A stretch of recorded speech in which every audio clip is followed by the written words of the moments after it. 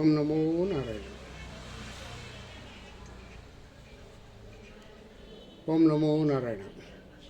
ಓಂ ನಮೋ ನಾರಾಯಣ. ಈ ರಾಜ್ಯದ ಮುಖ್ಯಮಂತ್ರಿ ಅಹಿಂದ ನಾಯಕ ಸಿಡಿಮಿಡಿಯಾಗಿದ್ದಾರೆ.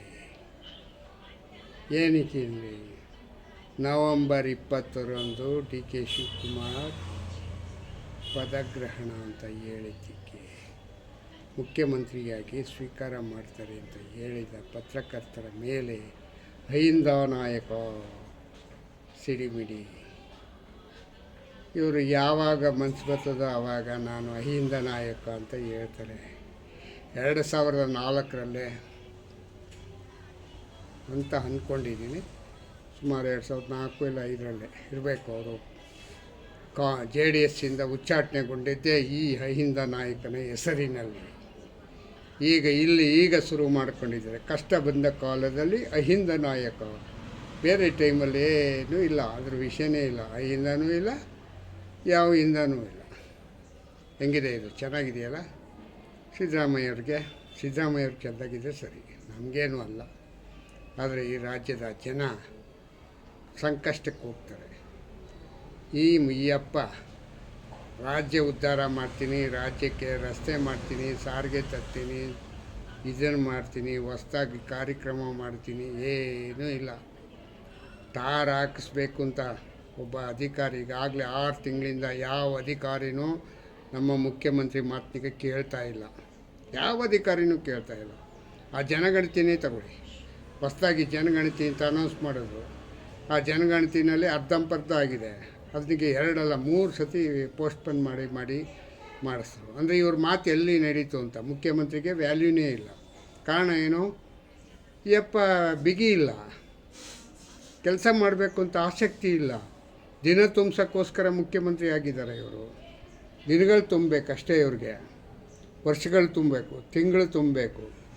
ತಿಂಗಳು ಆಮೇಲೆ ವರ್ಷ, ಒಂದೊಂದು ತಿಂಗಳು ಮುಗಿಸ್ತಪ್ಪ ಅಂತ ಲೆಕ್ಕ ಹಾಕೊಂಬತ್ತಾ ಇದ್ದಾರೆ.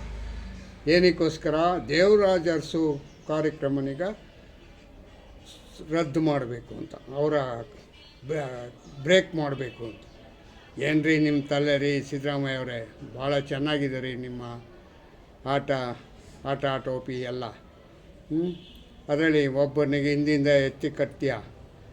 ಈಗ ಸತೀಶ್ ಜಾರಕಿಹೊಳಿ ಎತ್ತು ಕಟ್ಟಿದೀಯ. ಹೋಗಿ ಅಧ್ಯಕ್ಷ ಸ್ಥಾನಕ್ಕೆ ನೀನು ಕೂತ್ಕೋ.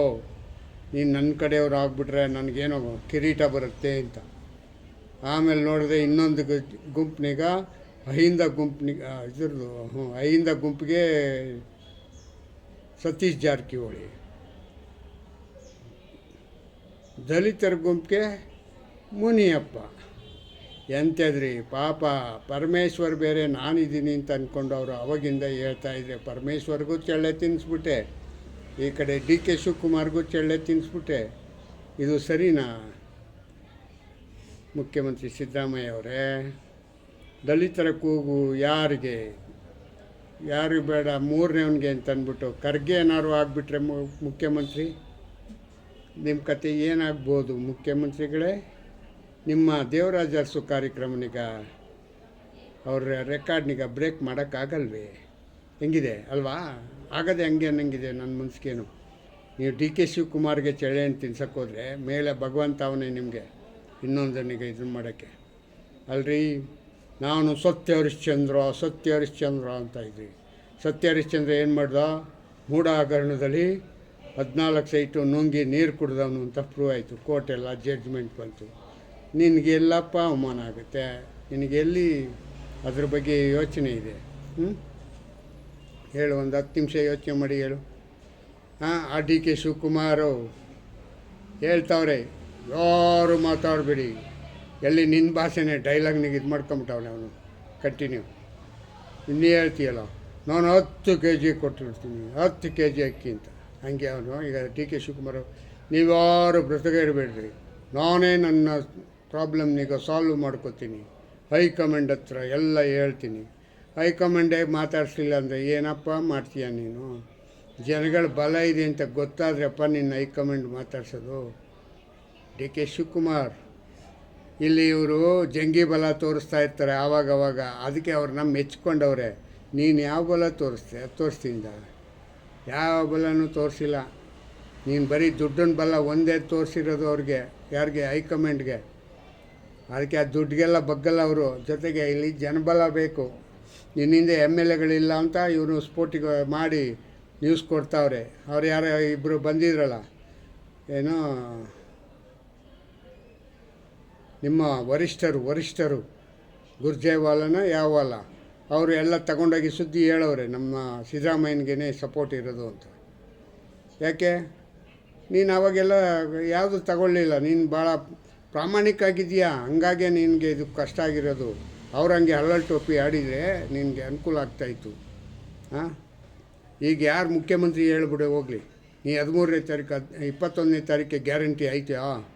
21, 25, 27 ಅಂತ ಅನೌನ್ಸ್ ಮಾಡ್ಕೊಂಡಿದ್ದೀಯ. 3 ತಾರೀಕಲ್ಲಿ ಒಂದು ದಿವಸ ನಾನು ಕೂತ್ಕೋತೀನಿ ಅಂತ. ಯಾವುದ್ರಲ್ಲಿ ಕೂತ್ಕೋತೀಯ? ನಿನಗೆ ಭೇಟಿ ಆಗೋಕ್ಕೆ ಇವ್ರು ಬರೋದು ಇದಲ್ವಾ? ಯಾರು? ನಿಮ್ಮ ರಾಹುಲ್ ಗಾಂಧಿಯವರು. ಅವ್ರು ಬರಲ್ಲ ಅನ್ನಂಗಿದೆಯಲ್ಲ. ಅವ್ರಿಗೆ ಎಲೆಕ್ಷನ್ ಮುಗಿದಿದ ತಕ್ಷಣ ಅವರು ಔಟ್ ಆಫ್ ಟೂರು. ಗೊತ್ತಿಲ್ಲ ನಿನಗೆ? ಹೊರದೇಶ ಹೊರಟೋಯ್ತಾರೆ. 1 ವಾರನೋ 15 ದಿವಸನೋ ಬರಲ್ಲ ಯಪ್ಪ. ಪ್ರತಿ ಎಲೆಕ್ಷನಲ್ಲೂ ನಾವು ಪತ್ರಕರ್ತರುಗಳಾಗಿ ನೋಡಿದ್ದೀವಿ, ಓದಿದ್ದೀವಿ. ನಾವು ಪತ್ರಕರ್ತರು ಅಂದರೆ ಪೇಪರ್ ಓದೋರೇ ಪತ್ರಕರ್ತರು. ಓದೋದ್ರಿಂದ ಎಲ್ಲ ನ್ಯೂಸನ್ನು ತಿಳ್ಕೊಂಡಿದ್ದೀವಿ. ಈಗ ನೀನು ಹಿಂಗೆ ಮಾಡಿದ್ರೆ ಏನು ಕತೆ ಹೇಳು? ನಿನ್ನ ಕತೆ ಏನು ಹೇಳಬೇಕು ಅಂತಲೇ ನಂಗೆ ಅರ್ಥ ಆಗ್ತಾಯಿಲ್ಲ. DK ಶಿವಕುಮಾರ್, ನೀನು ಮುಖ್ಯಮಂತ್ರಿ ಆಗ್ತೀಯ ಅಂತ ನಮ್ಮ ಮನಸ್ಸಿಗೆ ಕೊಡ್ತಾಯಿಲ್ಲ ಅವರು. ನಿನಗೆ ಚಾನ್ಸೇ ಕೊಡ್ತಾಯಿಲ್ಲ. ಯಾರು? ನಿಮ್ಮ ಸಹೋದ್ಯೋಗಿ ಇದ್ದಾನಲ್ಲ ಸಿದ್ದರಾಮಯ್ಯ, ಅಹಿಂದ ಮುಖ್ಯಮಂತ್ರಿ. ಇನ್ನು ಮುಂದಕ್ಕೆ ಅಹಿಂದ ಮುಖ್ಯಮಂತ್ರಿ. ಅಹಿಂದನಿಗೆ ನಾನು ಪ್ರೋಗ್ರಾಮ್ ಮಾಡ್ತೀನಿ. ನಾನು ಅದರಲ್ಲಿ ಒಂದಷ್ಟು ಲಕ್ಷ ಜನ ಸೇರಿಸ್ತೀನಿ. ನಾನು ರಾಹುಲ್ ಗಾಂಧಿಗೆ ಅದರಿಂದ ಯಶಸ್ಸು ತರಿಸ್ಕೊಡ್ತೀನಿ ಅಂತೇಳಿ ಒಂದು ಪ್ರೋಗ್ರಾಮ್ ಮಾಡ್ತಾವ್ರೆ. ಅವರೆಲ್ಲ ಒಳಗೆ ಎಲ್ಲ ರೆಡಿ ಮಾಡ್ತಾವ್ರೆ. ನೀನು ನೋಡಿದ್ರೆ ಹಲ್ಕಿರ್ಕೊಂಡು ಮಂಗನಂಗೆ ನೋಡ್ತಾ ಕೂತಿದ್ದೀಯ. ಹೆಂಗೆ ಇದು ವಿಚಾರ? ಹೇಳಿ DK ಶಿವಕುಮಾರ್ ಅವರೇ, ಏನು ಆಗಬಹುದು ಅಂತ ಅಂದ್ಕೊಂಡಿದ್ದೀರ? ಹೋಗಲಿ, ಈಗ ಹೇಳಿ, ನಿಮ್ಮ ಕಾರ್ಯಕ್ರಮ ಸಕ್ಸಸ್ ಆಗ್ಬೋದಾ? ನೀವೇನ ಮುಖ್ಯಮಂತ್ರಿ, ಮುಂದಿನ ಮುಖ್ಯಮಂತ್ರಿ? Okay, thank you. ಓಂ ನಮೋ ನಾರಾಯಣ, ಓಂ ನಮೋ ನಾರಾಯಣ. ಜೈ ಹಿಂದ್, ಜೈ ಕರ್ನಾಟಕ, ಮತ್ತು ಓಂ ನಮೋ ನಾರಾಯಣ.